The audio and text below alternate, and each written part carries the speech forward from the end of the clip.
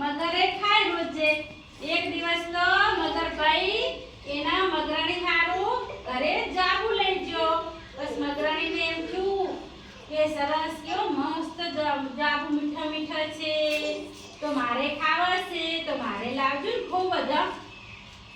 તો કે તો જાવું પડે તળાવના કાંઠે જાબુડાનું ઝાડ છે એ જાવું પડે. તો ચાલો તાર આપણે જઈએ. પછી તો મગર તો મગરાણીને લઈને આયા વાંદરા પાસે. વાંદરો તો જાબુડાના ઝાડ ઉપર બેઠો તો અને બેઠો બેઠો જાબુ ખાતો હતો.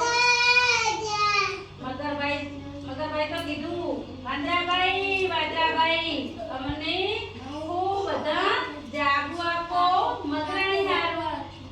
પછી તો મગરાણી તો કાઢો અને કે ઓ સરસ કેવો મીઠા મીઠા જાબુ લાગે છે એમ કરીને દિવસ તો ઘરે જતા રહ્યો.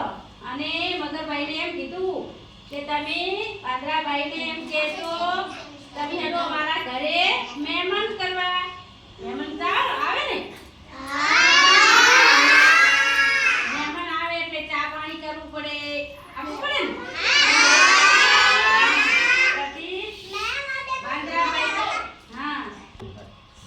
વાંદરાભાઈ તો મગરના ઘરે તાવમાં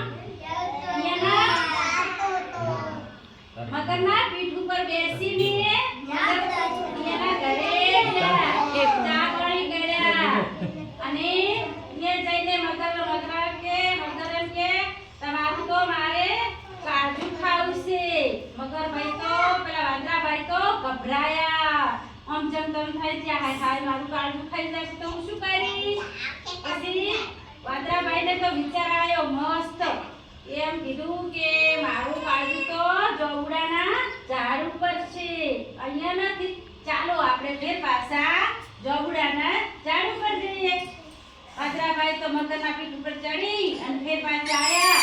અને જેવો જ ટેકરો આવ્યો જાબુડાનું ઝાડ આવ્યું અને એવું ધડમ લઈને જાબુડા ઉપર સડી ગયા. નથી ના સડ્યા હોય તો શું થાત? કાજુ આલવું પડે ને.